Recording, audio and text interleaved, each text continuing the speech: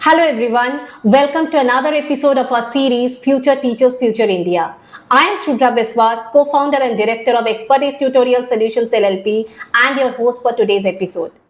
Today we are redefining how teachers teach and learners learn, that is 21st century skills in teacher training. It's my honor to introduce to you our esteemed guest for today's episode, Mr. Arka Bhattacharya. He is an engineer from the College of Engineering, Pune Technological University, and he did his MBA in International Business from IIFT. After a successful stint where he led several B2B sales teams and launched multiple brands and businesses in Indonesia and West Africa, he returned back to India and has since been in the higher education space. He has been the co-founder of Vanguard Business School in Bengaluru and has also worked for MIT Group of Institutions in Pune, where he headed the alumni relations and industry academic collaborations. Arka has also headed the career service in Great Lake Institute of Management and external relations in Geetham University. He is a passionate educator and academic mentor. Arka has close to 2 decades of experience in the higher education space, focusing on nurturing strategic partnership, fostering world-class learning environment aimed at innovation, research, and entrepreneurship. Welcome, Arka. Expertise is proud to have you here today. Thank you very much, Shumbra. It's a pleasure to be here, to be a part of this series of talks. And I think the topic that you've chosen, which is 21st century teaching skills, I think it's a very critical topic, and I think it defines where education is headed. So it's an honor and a pleasure to be here and part of this talk. So let's start this discussion with something fundamental, 21st century skills. We hear this phrase almost everywhere. They are in policy documents, training modules, and seminars. But do teacher training institutes really understand what does that mean, or they just use it as a modern label? So my take here is that, you will hear a lot of terms, especially when you're trying to create a momentum around change. You will hear terms like 21st century skills or future ready skills or future relevance, or terms like, DEI in the past, ESG. Now you keep hearing AI and ML. So these are, these terms become ubiquitous and you hear them everywhere. They are just like repeatedly drilled into you. So in some sense, it's a trend and a fad, but at a deeper level, what is actually happening is that you're trying to create some momentum around something that fundamentally definitely needs to bring about change. And my take here is that, do teacher training institutions understand this? I think there's definitely a change in skills and a change in the way teaching needs to be imparted that is required. And teacher training institutions and educational institutions do understand this. I firmly believe that one of the things that is happening as part of the new NEP frameworks and the way we are benchmarking is we are focusing on graduation outcomes, which is defined as the likelihood of a student to succeed in their chosen choice of careers. That becomes a very important parameter for defining, how successful your education and your training systems are. So yes, 21st century skills, it can be a term which is, catching vogue right now, but it addresses a deeper problem. And I think teacher training institutions and education institutes are aware of the gaps. Problem is that they don't have sufficient resources or time to address this right now.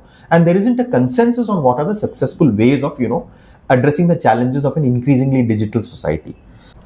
This brings me to the 4 C's: critical thinking, communications, creativity, and collaborations, which are considered to be the backbone of modern education. But are trainee teachers really practicing them or just learning about them? So, this is part of the P1 framework. The 4 C's are said to be the backbone of it. And then you have other literacies like, digital media, information literacy.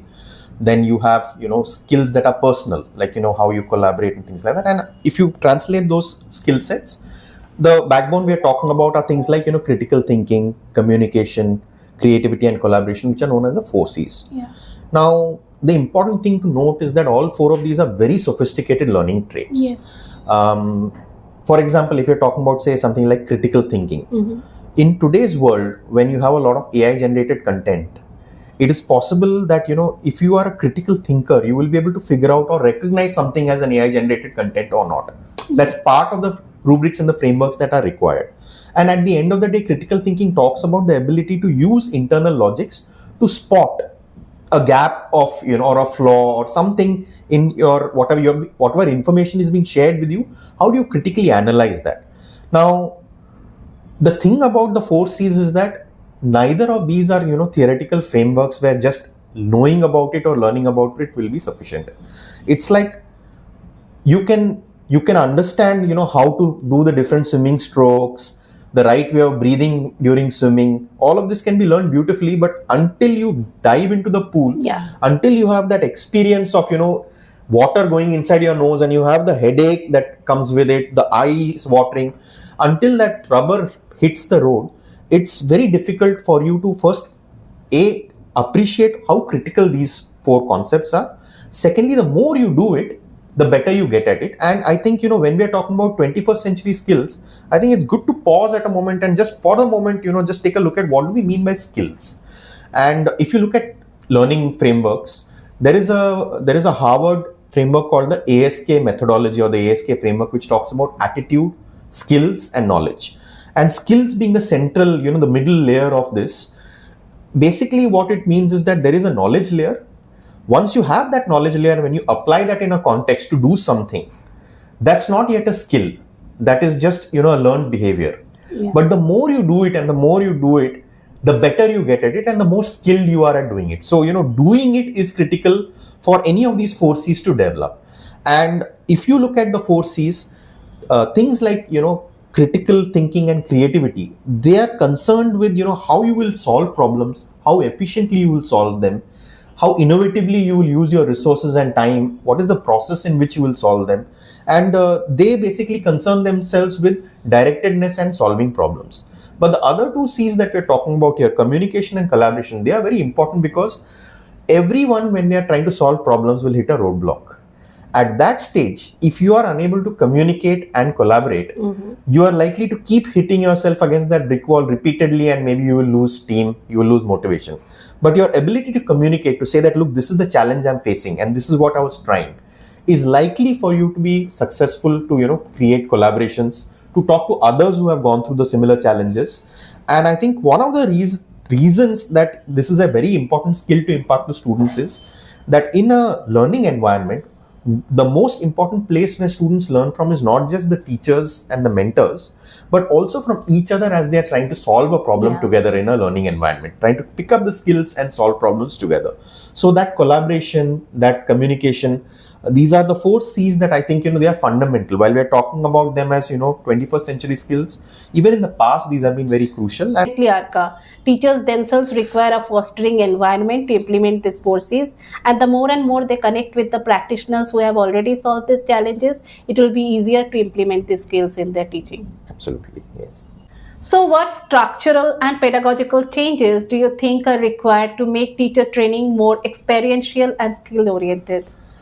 So, we touched upon this a little earlier when I was talking about creating the ecosystems for teachers. And I think, one of the main ways in which that can be done is if you're bringing practitioners into the class, if you're bringing a very serious or a deep-rooted mentorship framework into your teaching method, then the first thing that needs to change is you can't have delivery of teaching through a curriculum and a series of lectures or, it doesn't matter how sophisticated the teaching aids, that is not going to cut it.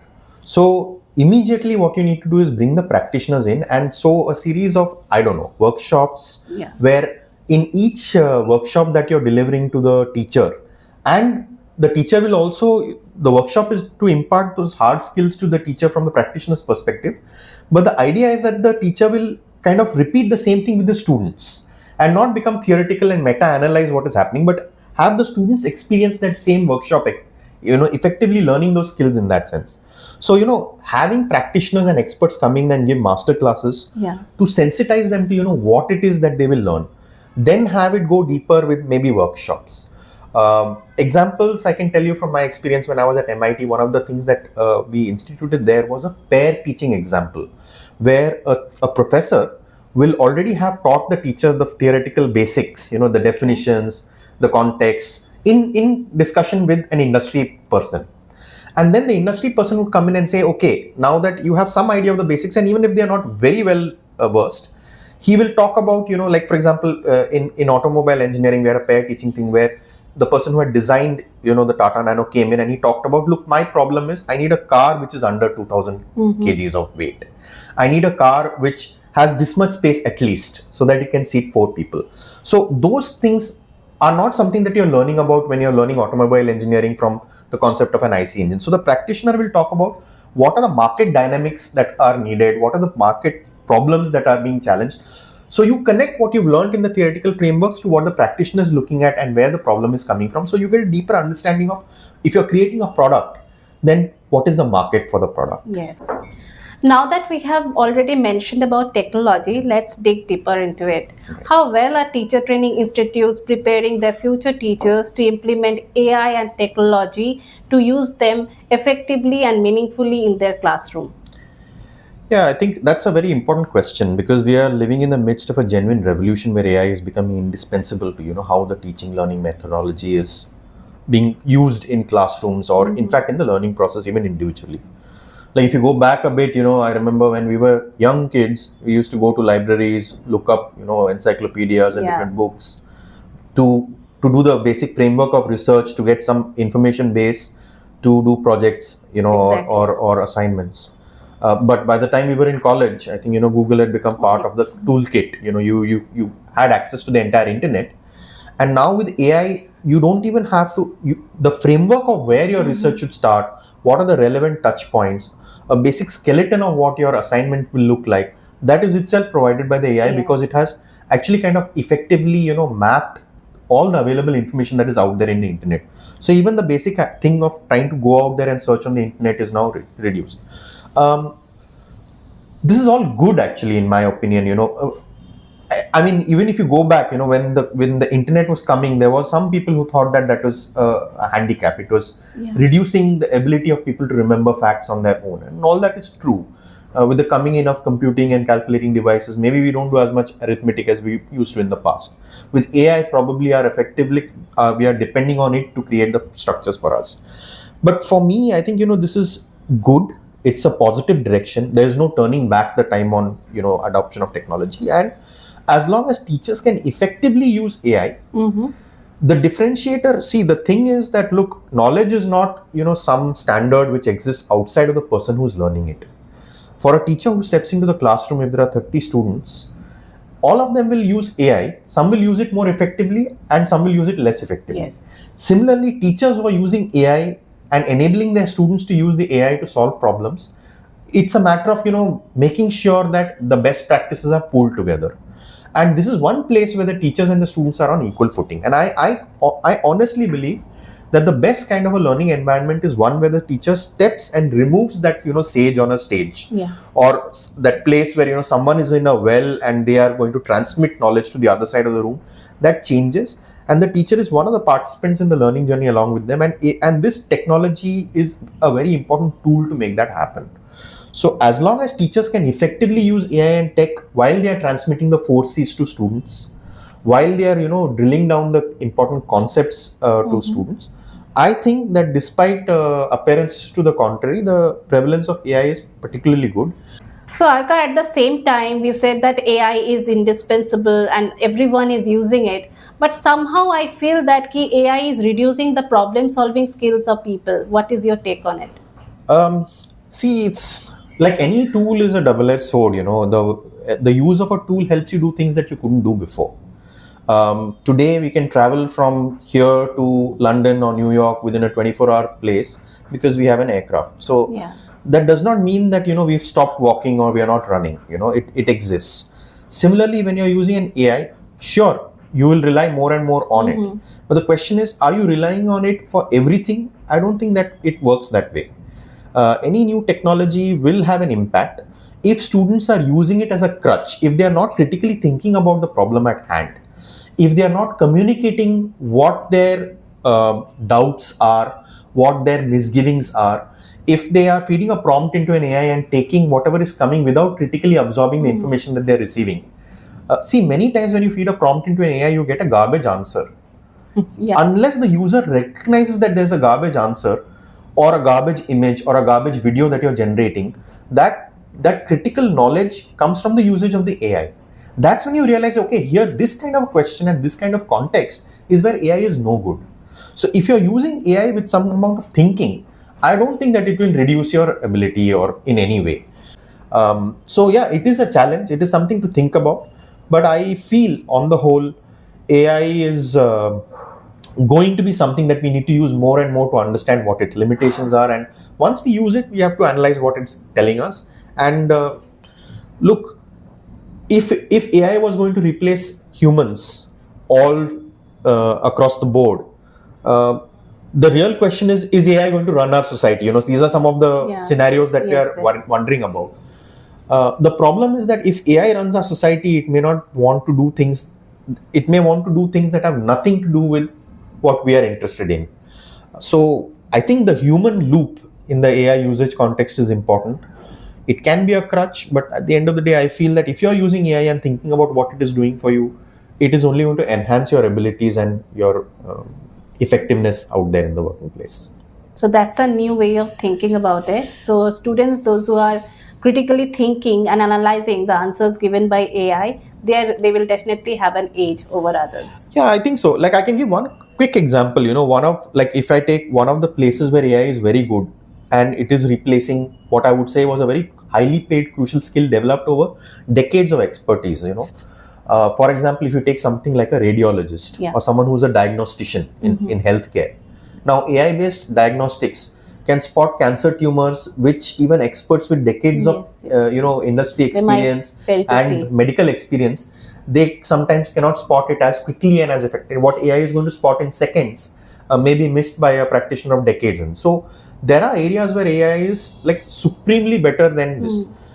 But how did the AI get there? At some stage, it was all this expertise that led the AI to that level.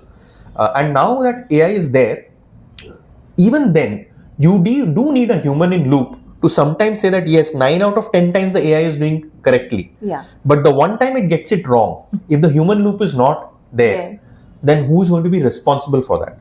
In the same way, I think once teachers are, enabling AI into if the assignments, like, we had open book exams in the past. Yeah. If you have an assignment that enables or allows you to use AI, then the teacher is not under any constraint of imagining that this has happened without AI assistance. But they will be open to the fact that has the person using the AI learned anything from it?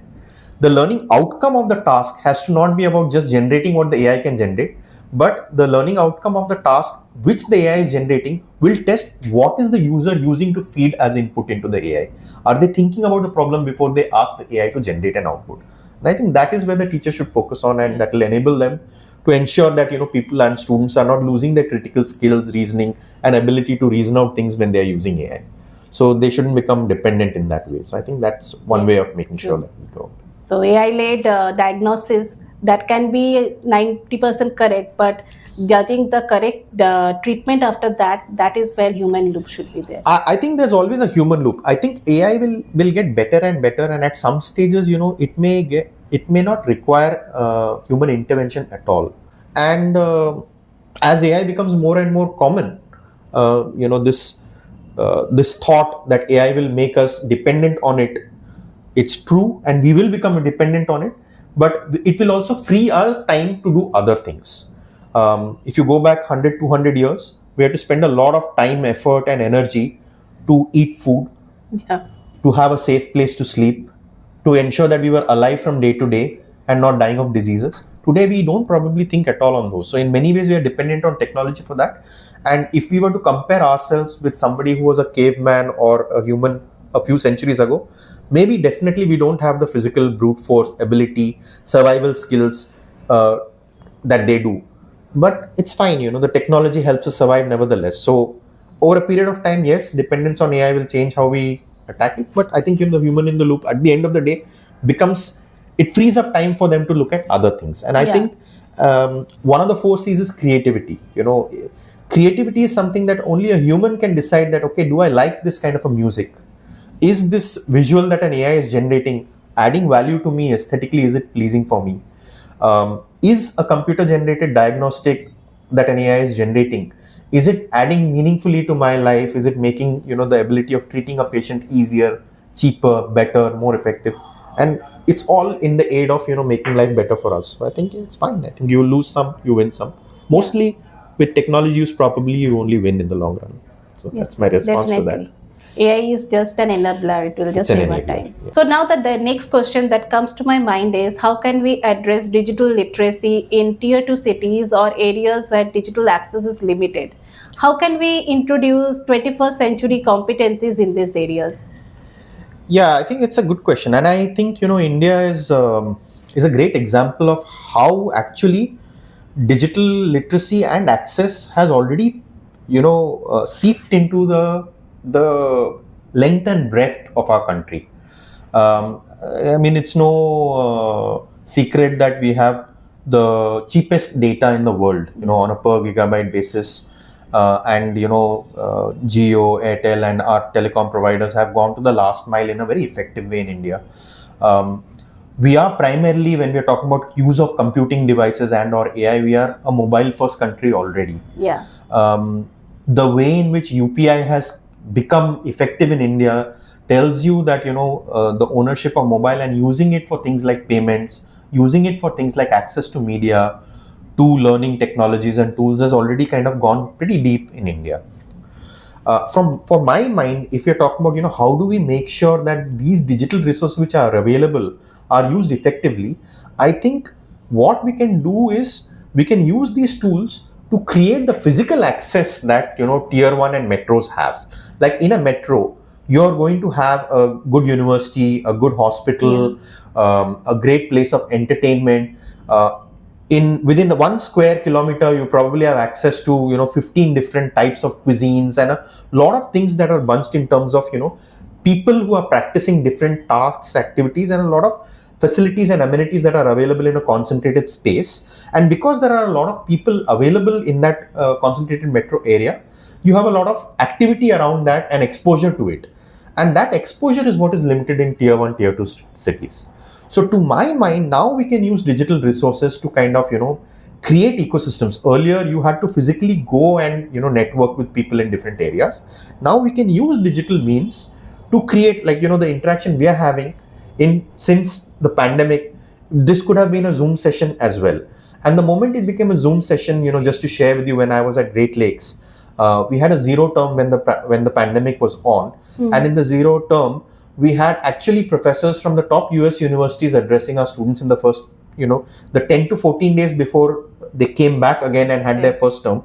We had a zero term where we actually were able to invite the top professors from US universities. They were not taking classes as well because they were respectively in their own pandemic shutdowns. But the virtual mode in which it enabled us to get these professors to talk to our students, and the insights and the exposure we could create for them at Great Lakes, which is definitely a tier 1 metro, was comparable to what would have been the ecosystem at the top B schools in the world. And that is an advantage that the digital mode enabled us to do. I don't see any reason, the physical location doesn't make any difference. It could have been a tier 1 city or a tier 2 city, and that network and that resource was possible. So to my mind, digital literacy and access to computing tools, it is ubiquitous and it is going to become cheaper and easier going forward. The thing is that when we talk about rural and resource crunch institutions, they can use these tools to bypass the resource richness and or the density of amenities that are there in urban areas using these tools. And I think therefore it is important when we're talking about teachers in the rural and resource strapped institutions, they may have to go the extra mile and use these digital tools and AI enabled technology methods to bring it into their curriculum and use it so that they can create effective networks with wherever the talent lies. Now, this brings me to another crucial point: continuous professional development. In India, still, it's not very consistent. How can upskilling and mentoring become an ongoing part of a teacher's life rather than a one time process? Yeah, I think that's a superb question. See, in India, the tendency is get all your education done and then you start, with the rest of your life. Even culturally, we have a system where you have brahmacharya, then you have grihastha ashram, and then the 4 stages are kind of neatly divided into 4 parts, where you are first learning, then you have a householder life, then you kind of withdraw from society, and then you take sannyas. Now the modern world isn't like that.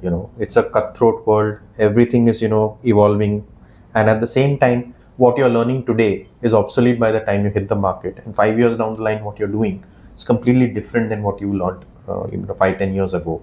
So continuous professional development is like very crucial. And in India, typically, we don't have either the flexibility or the ability to go back. And it's very rare for people to go back to learning after getting into the working environment. We want to finish, typically in India, the idea is you finish your graduation, your post graduation, your PhD, everything, and then you hit the work. And then you'll find that the only people who have sustainable and long careers are those who are doing something significantly different than what they learned. That's pretty natural in the world today.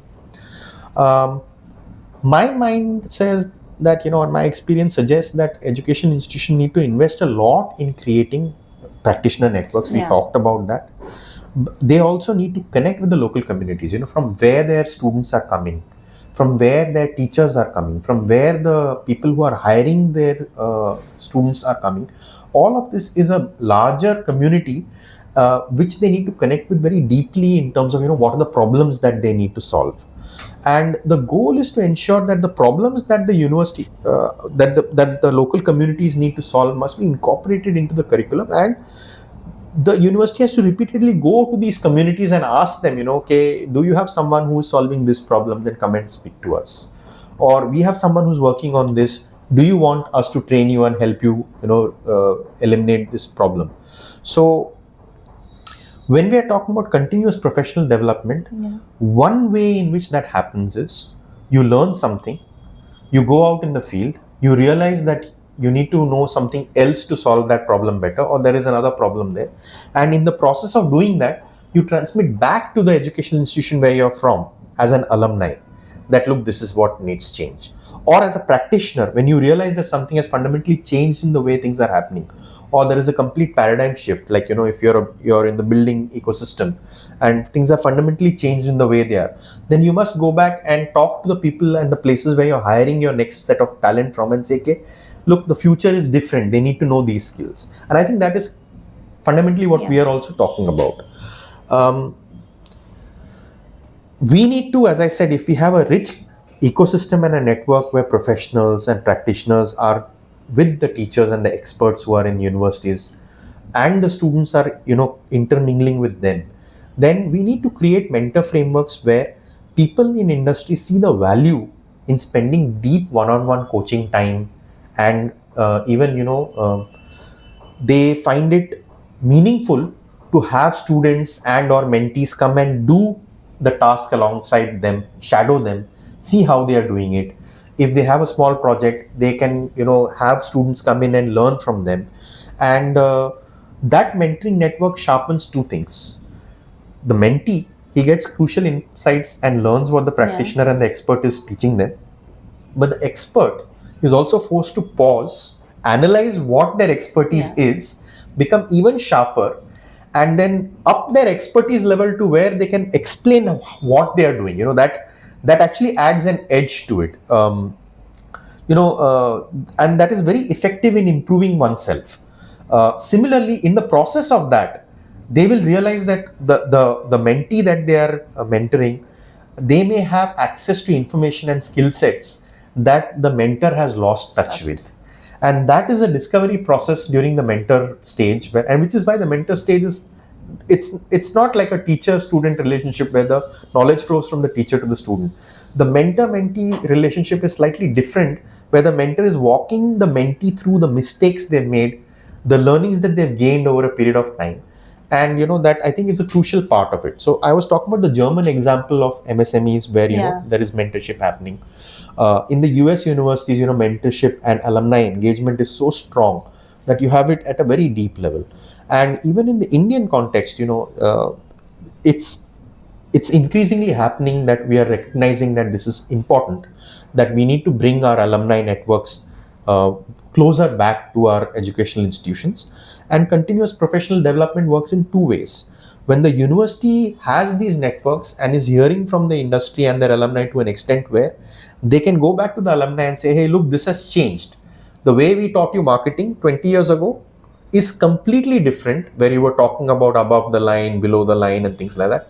Today, everything starts with a digital understanding of what, marketing has changed fundamentally and it's digital. So those skill sets are now different and you can come back and learn that. So they can call back their alumni and teach them again. So there are universities, and the best universities are doing it. You graduate, but any alumni who has passed out can come back and audit or take a course again 5-10 years down the line. And what they're learning in the classroom there, from the professors whom they had learned it earlier, 5, 4, 10 years earlier, it's it's even more relevant. It is relevant to what is happening today versus when they learned it. And if they are coming back in the process, they are bringing deep industry insights with them back to the classroom. How does it actually work in the real world out there? So I think it's a two-way street. Continuous professional development in India is critical. It doesn't happen that often. I think increasingly we need to ensure that these practice networks happen, so that once a student passes out, the university or the teacher training institution must be regularly in touch with their students to see if what they have learned is being applied, and also to understand that if things are changing, then what are the new knowledge sets that the students need, and have those knowledge sets flow to the current cohorts. So it's a two-way street. I think the alumni networks give a lot of feedback to an institution on what should change in the curriculum to make it more relevant to industry. And at the same time, the university has a lot of insights wherein, as these inputs are coming in and as they change the curriculum, any alumni who feels that they are out of step with what they learned versus what they need to learn, they can come back to the institution and improve themselves. So I think short certification courses, online learning, these are all modes which have become increasingly popular. They will only gain currency, and I think continuous professional development. The more progressive organizations now have a learning metric built into their KPIs, and you have to do these three things. But also increasingly organizations are asking what new skill or what new learning do you have compared to the last time we met. So I think it's getting built into it, and it's very important. Learning never stops. And if we are talking about continuous professional development, then this is one thing where if the mindset changes that learning doesn't stop, then we'll be much better off as a society. So I think that's my take on this. Yeah, so though continuous professional development is not very common in India, but this development of practitioners or industry networks will be a game changer. I'll say that it's not prevalent, but if you go to any field and look at the best performers, are the ones who are very humble about how they need to improve. Yeah. Those who are constantly working on their art and improving are the ones who have the edge to always be a cut above the rest. Yes. So somebody who is practicing their art, their practice or their field with a lot of diligence and with a lot of learning to ensure that they are not stagnating, they do well. And I think that's true of India. It always has been, but it is a stigma and it is not considered a norm to do that. That's changing, and I think it's very crucial. It's a good direction.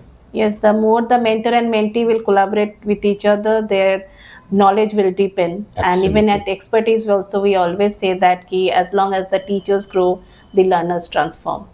So finally, Arka, too much technology might weaken the emotional connect in classroom.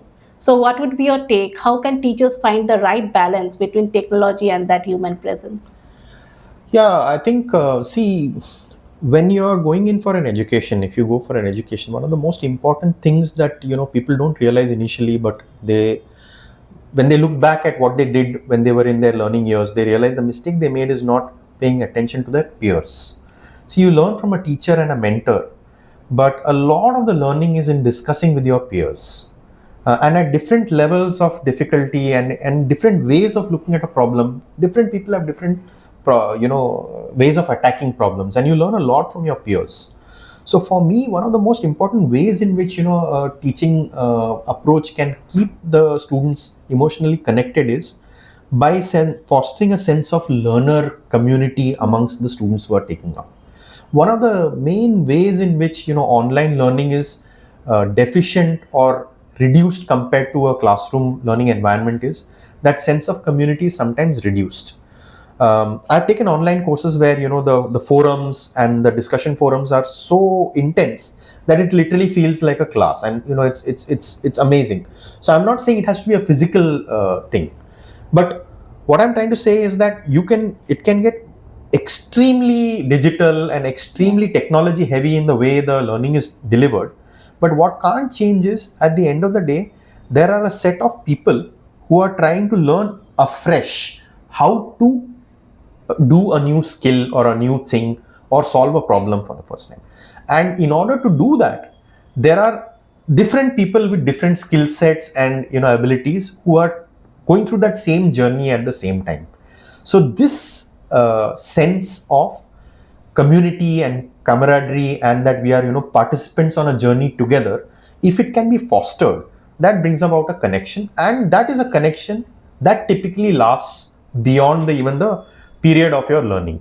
Even when you pass out, it is that commonality of experience where uh, a teacher has just totally blown your mind by giving you an insight on how to solve a problem, or he has literally challenged you as a cohort that, look, this was very bad and it can be much better, or I will not accept it, this kind of indiscipline or timeless.